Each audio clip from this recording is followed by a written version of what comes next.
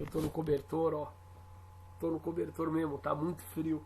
Cobertor, travesseiro, tá frio demais.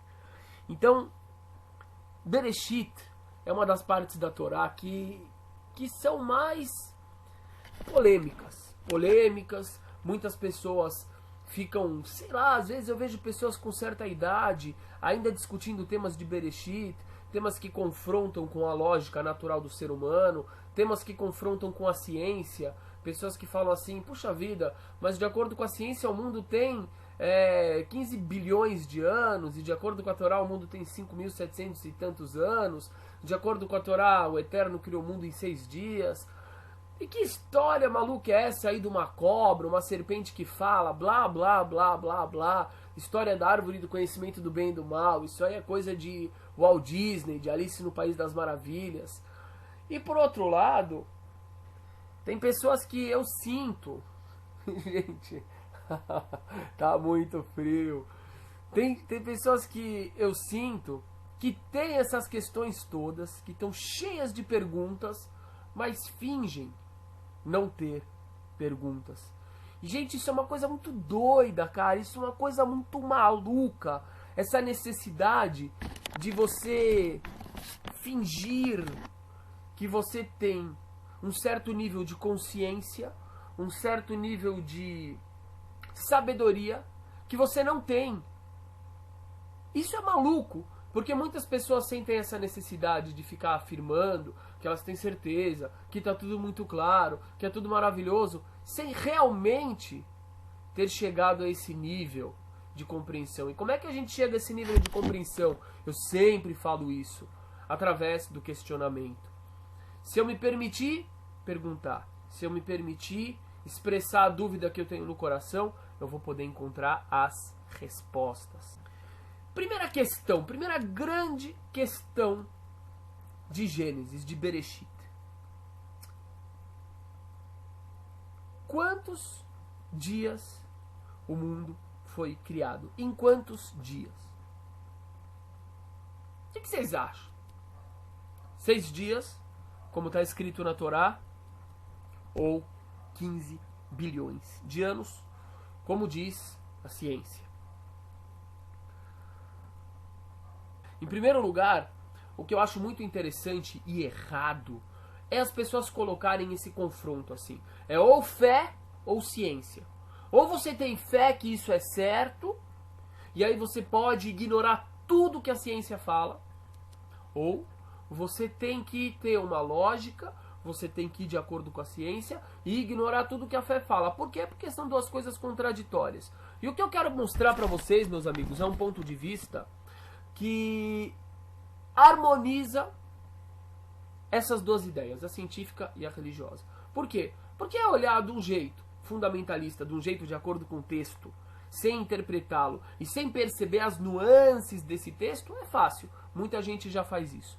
Ignorar o texto e dizer que ele contradiz a ciência e dizer que o texto é besteira também é fácil. Muita gente já fala isso. Então a minha contribuição vai ser mostrar como a gente pode perceber o texto, sim, de acordo com a ciência. Não é uma visão obrigatória, não é uma visão comprovada, mas tem sentido. A tradução mais corrente da Torá é assim, no início. No início, Deus criou o céu e a terra era desolada e vazia, e etc, etc, etc. Só que essa tradução, ela é errada. E na verdade, não é só a tradução que é errada, mas é a compreensão superficial do texto. É errada. O texto diz em ivrit, em hebraico, Bereshit bara Elohim et hashamayim ve'et haaretz. Só que o nosso grande comentarista Rashi, ele chama a atenção para um fato. Se realmente a Torá estivesse dizendo que no primeiro dia Deus criou o céu e a terra, como é que a gente viraria a página? E veria, logo na página seguinte, no segundo dia, o Eterno criando o céu. E, ao virar mais uma página, ou no caso da Torá, ao dar mais uma desenroladinha, ou enroladinha no rolo da Torá, a gente veria que no terceiro dia o Eterno criou a terra. Opa! Então, o que é óbvio? É óbvio que aquilo que Está escrito no primeiro versículo da Torá que no princípio o Eterno criou o céu e a terra, não está falando da cronologia do primeiro dia. Então Rashi, um dos nossos maiores comentaristas, obviamente embasado em seu conhecimento do texto, não em sonhos ou visões que ele teve na própria cabeça, ele diz o seguinte, que a forma correta de compreender o texto é: no início da criação dos céus e a terra, então não é no início Deus criou os céus e a terra, é no início da criação dos céus e da terra, e a terra estava desoladamente vazia, e havia escuridão na face do abismo, e o Espírito do Eterno pairava sobre as faces da água, e disse o Eterno que haja luz. Ou seja, toda essa introdução, ela serve somente para dizer a respeito da primeira criação que o Eterno fez no primeiro dia, que foi luz. Or. Vocês entenderam? Talvez é um pouco complicado, mas peguem um livro e reflitam depois. No início da criação dos céus e da terra, no início de tudo, no início, ou seja, ainda antes do Espírito do Eterno pairar sobre as faces da água, ainda antes de haver a escuridão sobre a face do abismo, ainda antes de tudo isso, Vaiomer Elohim, disse o Eterno, Yehi Or, que haja luz. Aí, galerinha, essa é a forma tradicional de compreender a Torá. Não significa que é proibido compreender de outras formas, ou seja, de formas que estejam embasadas, que tenham coerência com o texto e que não contradigam nenhum princípio judaico, tá? Mas essa é a forma principal de se compreender a Torá. Agora, o que há de extremamente interessante nisso? De acordo com a ciência, qual foi a primeira coisa que apareceu no mundo? Quem sabe? De acordo com a teoria do Big Bang... Opa! O Ronaldo! O Ronaldo deve ter respondido antes de eu perguntar. Porque eu acho que nem deu tempo de postar aí uma resposta. Mas é isso mesmo. De acordo com a teoria do Big Bang, que significa grande explosão, o nosso mundo físico, o nosso universo surgiu a partir da explosão de um condensado de energia. Esse condensado de energia é o que existia no universo. E relativamente ele era muito pequeno. Quando se deu aquela explosão, e a ciência não diz, essa teoria não diz por que pode ter acontecido essa explosão. Mas quando aconteceu essa explosão, aquela energia foi, através de um processo que eu não sei explicar, se transformando em matéria. Ela foi se resfriando e se transformando em matéria. Ou seja, toda a matéria que existe no universo veio daquela bola de energia que teve um grande estouro, um Big Bang. Isso é exatamente aquilo que Einstein diz na sua ex-teoria, porque isso foi comprovado em um laboratório. Isso é aquilo que diz que a energia, aquela fórmula, E é igual a mc ao quadrado. Energia é igual a matéria vezes velocidade da luz ao quadrado. Ou seja, se você pegar a matéria e colocar uma velocidade acima da velocidade da luz, ou na velocidade da luz, ela se transforma em energia. Isso Einstein propôs, isso foi demonstrado. Agora, o inverso desse processo é real. Se matéria pode virar energia, energia também pode virar matéria. Ok? Ou seja, de acordo com a teoria do Big Bang, a teoria científica mais aceita sobre o surgimento do universo, tudo veio de uma bola de energia. Agora a gente pega o nosso texto da Torá. E o que a gente vê nesse texto da Torá? Que a primeira coisa que foi criada nos 6 dias da criação foi a luz. 1/6 da criação é dedicado à luz. Aí você fala, cara, que coisa mais doida. O que a luz tem de tão importante para ocupar a criação de um dia inteiro? Resposta, de acordo com a ciência, ela é a base da matéria. Certo? Agora, tem uma coisa histórica, galera, que é muito interessante também, que é assim.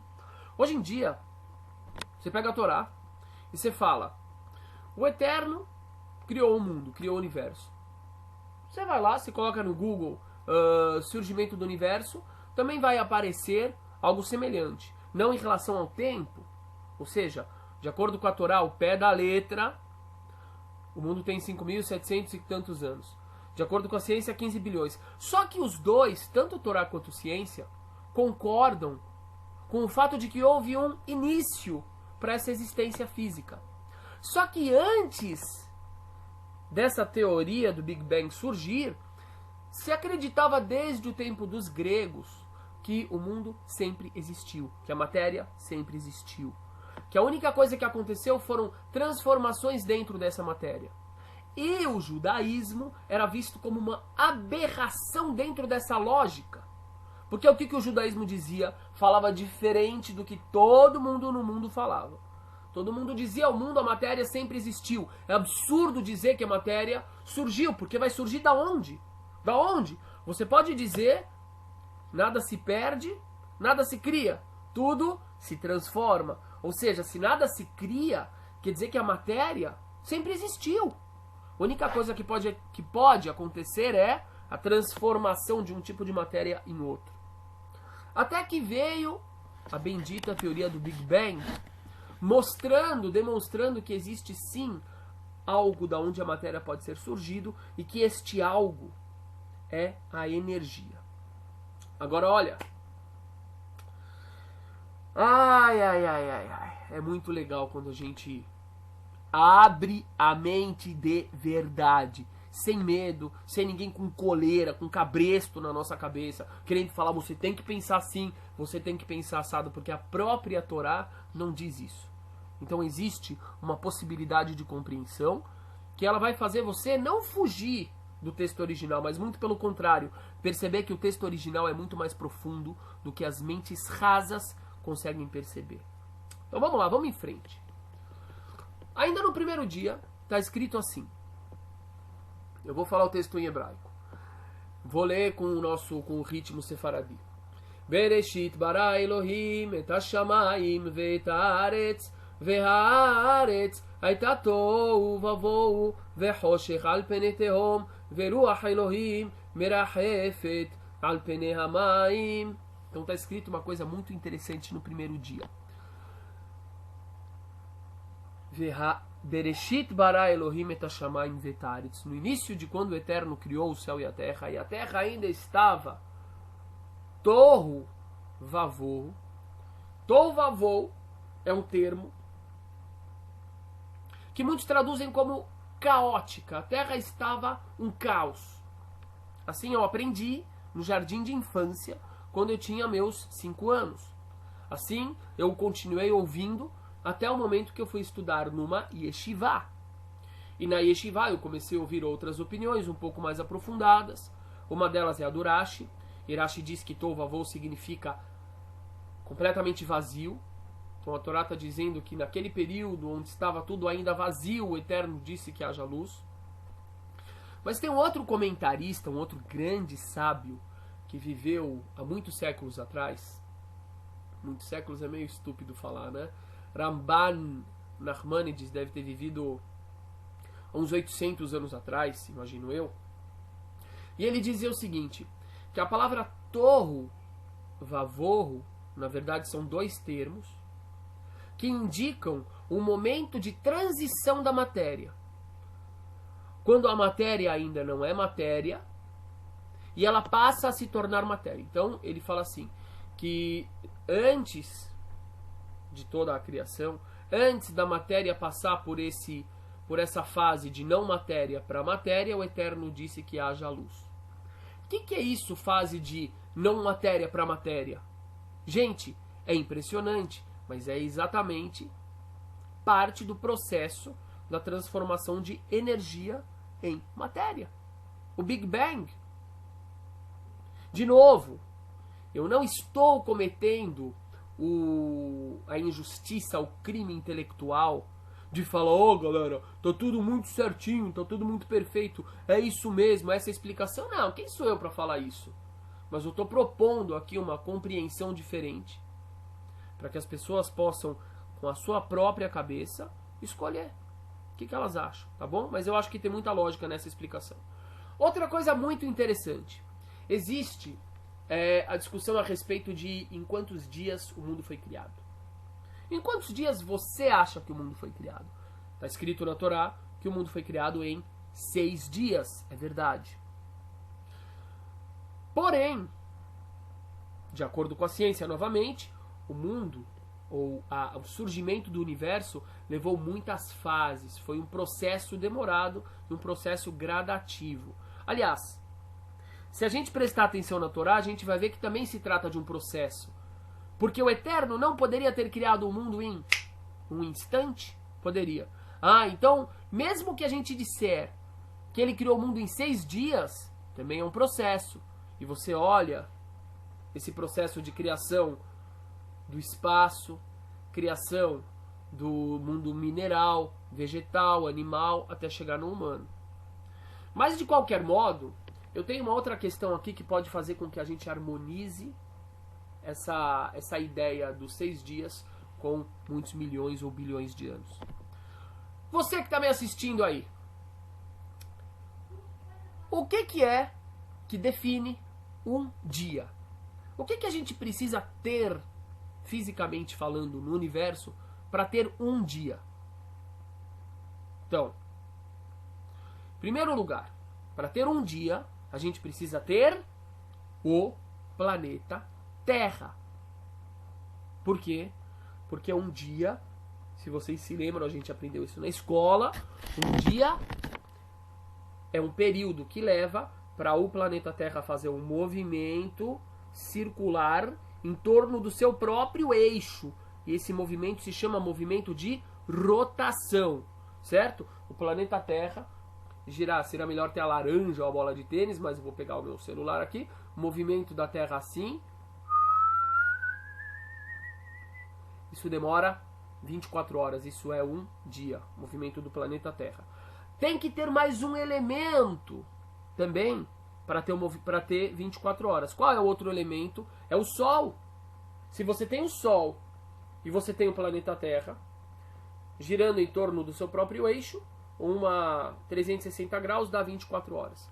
Agora, se a gente diz que no primeiro dia ainda não tinha nem céu, nem terra, e nem se fala de sol, e nem nada disso, como é que pode ser que a gente afirma que quando a Torá fala do primeiro dia, ela está falando de um dia de 24 horas? Deu para entender? De novo, recapitulando. Se é necessário ter Sol e planeta Terra para que tenhamos o movimento de rotação do planeta Terra, que direcionado ao Sol, demorando 24 horas, forma um dia, se no primeiro dia de Gênesis não tinha ainda nem Sol, nem Terra, então, forçosamente, nós devemos dizer que quando a Torá fala o termo dia, no primeiro dia, ainda não está se tratando do nosso dia de 24 horas. Aí, como diz o nosso amigo Neto Maticial, ela pode estar chamando um período de dia. Segundo dia, o Eterno criou somente o céu. Mesma coisa. Como é que a Torá fala que ele criou o segundo dia? Se ainda não tinha rotação, se ainda não tinha terra, e se ainda não tinha o sol. Mesma coisa. Só pode ser que o segundo dia é um período grande. Pois é, galera, só que tem mais um problema. Mais um probleminha. Em cada um dos dias da criação, está escrito assim: Vaihi Erev, e foi anoitecer, Vaihi Boker, e foi amanhecer. Primeiro dia, segundo dia e assim por diante. Pega lá na Torá e você vai ver. E foi anoitecer, e foi amanhecer. Primeiro dia, segundo dia, terceiro dia, e aí vai. O nosso querido Ramban, ou, do modo grego, como ele era chamado, Nachmanides, ele diz o seguinte: preste atenção nos termos Erev, anoitecer, e Boker, amanhecer. E ele diz assim: a palavra Erev, na verdade, ela não é um termo de raiz ela é um termo derivado. Anoitecer, Erev, vem de um outro termo que significa Erev, que é mistura. Por que anoitecer se chama mistura? Porque é um momento em que as coisas ainda estão indefinidas. Você vê um poste, uma árvore, e você pensa que é uma pessoa. Você tem claro, você tem escuro. Você ainda não tem uma coisa perceptível e uma coisa bem definida. Portanto, o Ramban diz que quando a Torá fala Vaihi Erev, e foi anoitecer, na verdade ela está tratando também do estágio que a criação assumiu naquele dia. Então, e a criação daquele dia estava Erev, estava indefinida ainda. Indefinida. Assim ele explica a palavra Erev, que nós usamos normalmente para anoitecer. Vaihi Boker. A própria palavra Boker, que é manhã, também tem uma outra compreensão em hebraico, que é perceptível, definida. Tanto que a palavra crítica não no sentido de falar mal, mas no sentido de analisar algo, é bikoret. Então a palavra boker é relacionado com algo analisável, algo perceptível. Então, ele diz, Vaihi Erev, e foi o momento em que a criação daquele dia ainda estava indefinida, Vaihi Boker, e no segundo momento ela se tornou definida, perceptível. Primeiro dia. Segundo dia.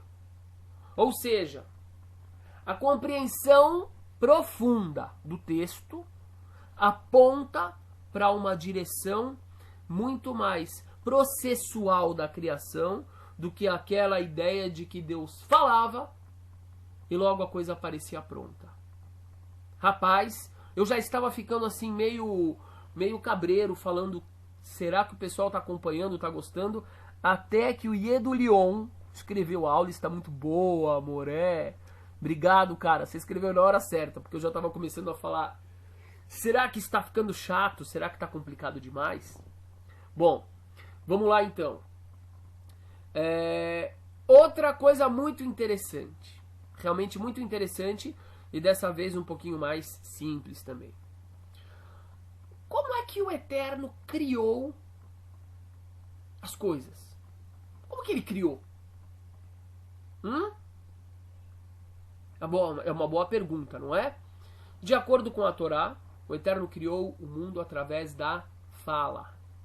E tem uma coisa muito bonita em hebraico, que a palavra fala, que é davar, também significa coisa. Aí você vai falar assim, cara, mas qual é a relação da palavra coisa, da ideia de coisa, com a ideia de palavra? E a relação é muito só. Lígia Zan deu agora mais uma injeção de ânimo em mim. Obrigado, Lígia. Qual é a relação das duas coisas? Algo muito bonito. Por trás de todo o objeto, por trás de toda a criação, por trás de toda coisa, há a palavra do Eterno. Ou seja, a palavra é a alma da coisa. Não é somente a alma. Se você tira a palavra, vamos dizer, deixa eu pegar de novo o celular, que é o que eu tenho na mão aqui. Eu tô na cama, galera, porque esse frio aqui está insuportável. Deixa eu ver o que mais que tem aqui. Tem um osso de cachorro. Mas acho que o celular é mais adequado, né?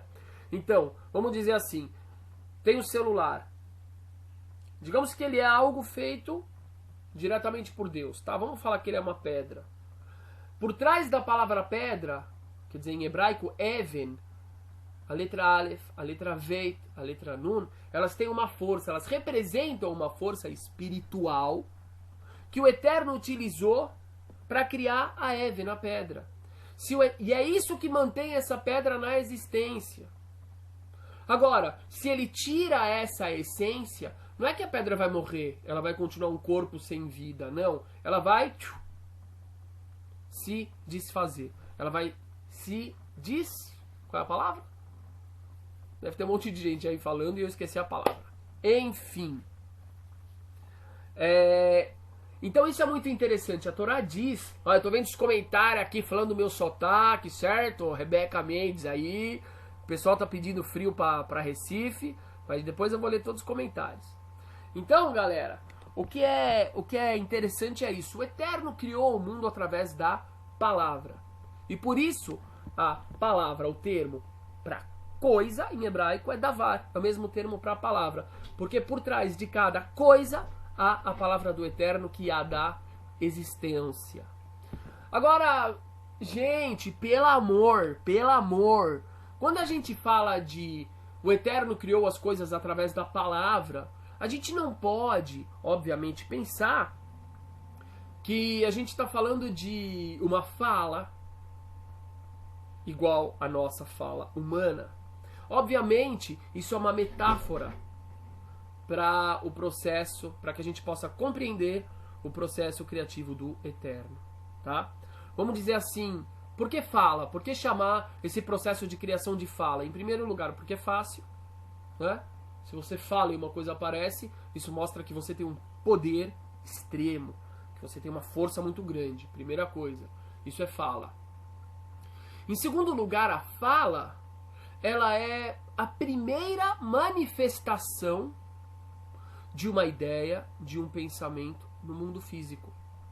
Ou seja, a ideia do Eterno, a concepção do universo, etc., existia.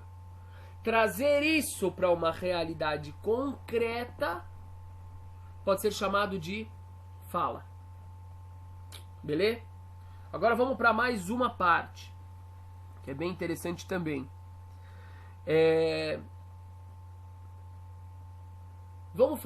Falamos do primeiro dia, segundo dia o Eterno criou o espaço livre, terceiro dia criou a terra e as plantas, os vegetais. Agora, olha que coisa bacana. Não está escrito em momento algum que o Eterno falou assim, que haja cactos. Não, nenhum momento. Em nenhum momento, está escrito na Torá também, que o Eterno disse que haja sol. Não. Em relação às plantas está muito explícito. Em relação aos animais também está muito explícito. Está escrito assim, Vayomer Elohim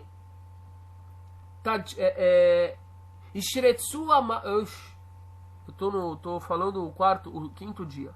Vayomer Elohim Tadshe Haaretz Deshe Esev Mazri Azera. Que a terra, presta atenção, e disse o Eterno, que a terra produza plantas. Que a terra produza ervas. Ou seja, está descrito na Torá um processo muito parecido com o científico. Não está escrito na Torá que o Eterno falou plantas, pá, e apareceram plantas. Não, está escrito que ele falou para a terra. Que a terra produza plantas. Isso significa o quê? Que ele colocou o poder na terra, no objeto inanimado, na matéria mineral, para que através de um processo natural ela desenvolvesse as plantas. Então quando chega lá o mané, ele fala, oh, eu fiz pesquisa muito profundo, eu provou que a planta na verdade vem da terra. Você fala, velho, você tem toda a razão, cara. Mas você acredita que vem de Deus. Não, cara. Deus também, quando ele criou o mundo material, ele fez as criações secundárias a partir desse mundo material que ele criou. Ele fez com que esse próprio mundo material, através de processos naturais, pela natureza que ele criou, desse origem a tudo que viesse depois da primeira criação dele, que é a criação da matéria. Mesma coisa no quinto dia, quando o Eterno fala que a terra produza os animais. E aí a gente pode compreender das mais diferentes formas. A terra produzir animal não significa necessariamente aquela coisa hollywoodiana, que também pode ser isso, mas não necessariamente. Não significa que de repente Deus falou assim, terra, agora eu quero um leão.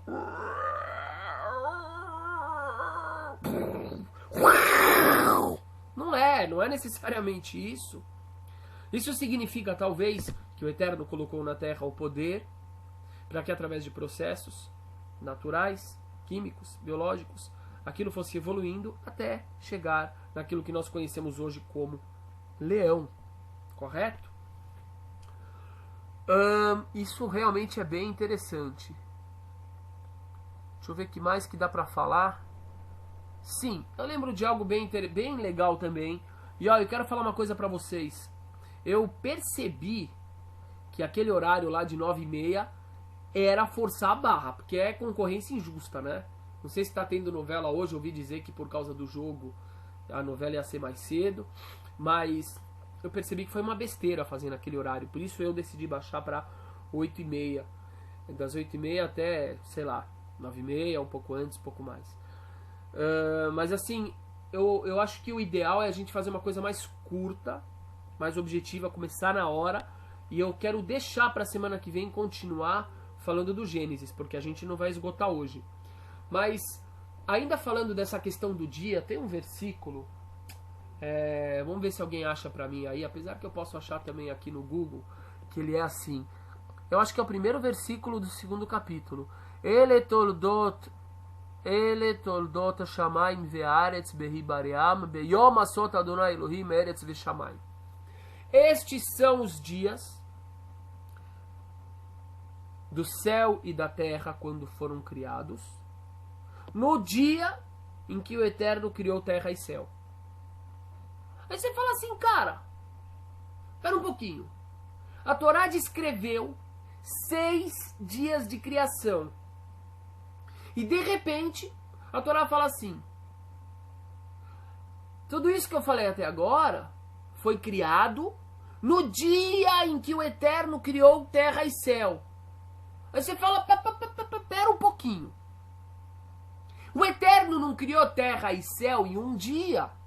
Tá claro. Pega lá o livro, você vai ver. Terra no 3º dia, céu no 2º dia.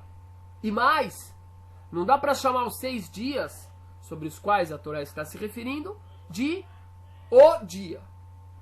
Qual é a conclusão, cara? Qual que é a conclusão, galera, meio óbvia, racional de tudo isso? A conclusão é que o termo dia é um termo flexível. Não é um termo fixo e rígido. A palavra dia é um termo flexível. Sendo flexível, portanto, pode se aplicar a uma era ou a um dia de 24 horas. Se eu quiser reforçar essa ideia, e é somente reforçar, eu vou trazer para vocês uma parte do Birkat Hamazon. Birkat Hamazon é a reza que nós fazemos depois de comermos alguma refeição que tem pão, ou somente o pão mesmo. É uma reza meio comprida. E no rito Ashkenazi dos judeus da Europa Ocidental, tem, quando a gente fala no Shabat, o Birkat Hamazon, a gente fala a Deus, a gente diz assim: tomara que chegue logo, que a gente consiga ter o mérito de viver no mundo, que será um dia de Shabat. Rahamanu Ezakenu Leyom Shekolo Shabat Menucha Lechaye Olamim. A pergunta é, como é que os sábios que escreveram o Birkat Hamazon, que escreveram essa bênção, essa prece, eles chamam o mundo vindouro, o mundo da eternidade, de o dia que é Shabat. Eles estão chamando a eternidade de um dia. O que a gente vê daqui? Já usando, obviamente, uma fonte posterior, que não tem o peso do versículo que eu citei, que é da própria Torá. A gente vê de novo que o termo dia é um termo flexível. Sendo flexível, portanto, não tem porquê, galera, eu ficar com a minha cabeça todo nervoso e falando: ai meu Deus do céu, o professor falou, o cientista falou, aquele homem lá, o outro lá, o Stephen Hawking falou que o mundo tem 15 bilhões de anos, mas eu aprendi na minha casa, aprendi na religião que tem 6 dias. Calma. Para algumas pessoas não tem problema. Ele simplesmente deleta o que o Stephen Hawking, o que sei lá quem falou. Para outras pessoas não tem problema, ele deleta o que o religioso falou. Mas para muita gente honesta, eu não estou dizendo que os outros são desonestos, Mas eu estou dizendo que tem muita gente que é muito honesta consigo mesma, que não consegue simplesmente delatar o que um ou outro falou, se isso te diz algo, se isso tem lógica. Fica uma tensão interna. E aqui vem uma terceira via, promovendo o quê? A possibilidade da pessoa compreender que às vezes a Torá e a ciência estão falando a mesma coisa em linguagens diferentes. Oi, mais uma coisa interessante. Mas eu não quero que vocês me deixem esquecer de verdade mesmo. Pode escrever aqui se eu esquecer. De passar para vocês um link de um cara muito louco, um judeu religioso, que trabalhava na NASA. O nome dele é nome de presidente alemão, que é Gerald Schroeder, não é o Gerhard Schroeder. E o cara, ele fez um cálculo muito louco, baseado em variáveis matemáticas que fazem parte da teoria do Big Bang. E ele mostra como, de acordo com a teoria da relatividade do tempo, que não é teoria, isso foi comprovado também em laboratório, ele mostra como, de acordo com a ideia da teoria da relatividade do tempo, o que nós observamos hoje, olhando para trás, como 15 bilhões,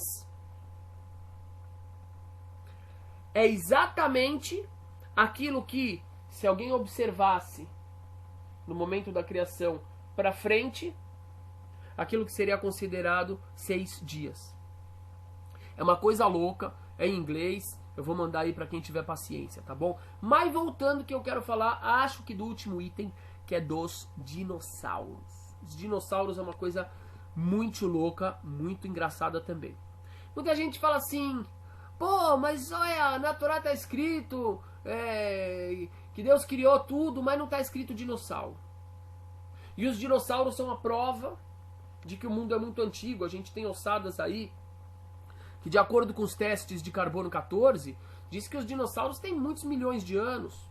Resposta: em primeiro lugar, essa história dos bilhões de anos ela está resolvida.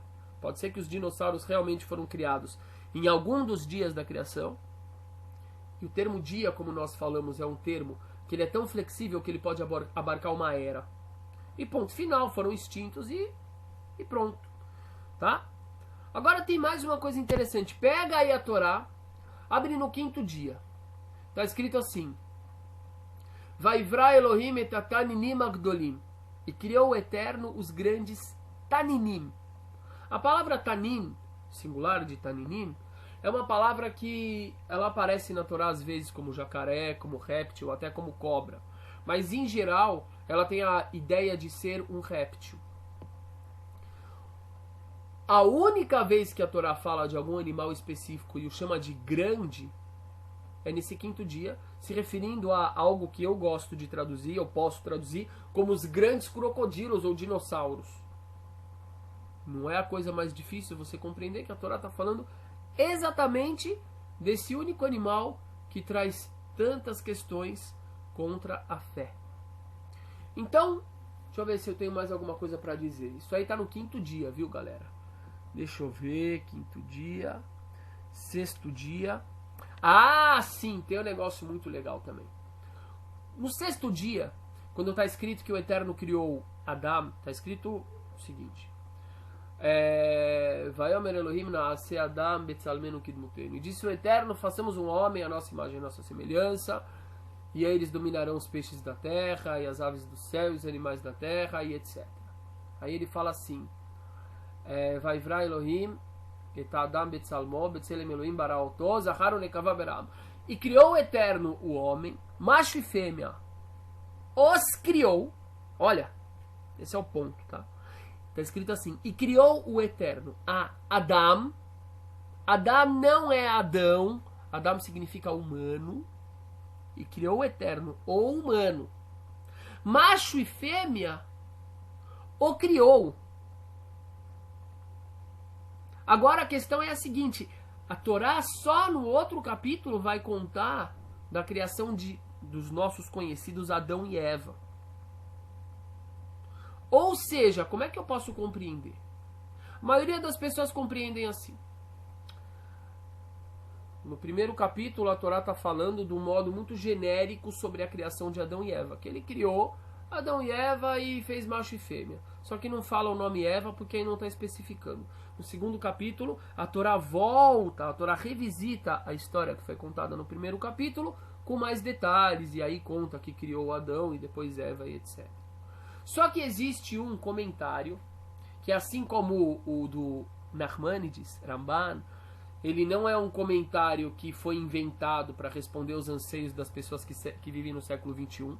Foi um comentário dito há muitos séculos atrás, quando não existia essa necessidade de provar o que a gente está falando agora. E esse comentário diz assim: eu acho que quem falou ele foi um sábio judeu, um grande sábio, que viveu na Itália, conhecido como Sforno. Sforno deve ser a região que ele vivia. E nesse comentário ele diz assim, que a primeira vez que a Torá fala que o Eterno criou Adão, macho e fêmea, a Torá está, talvez, falando sobre a raça humana.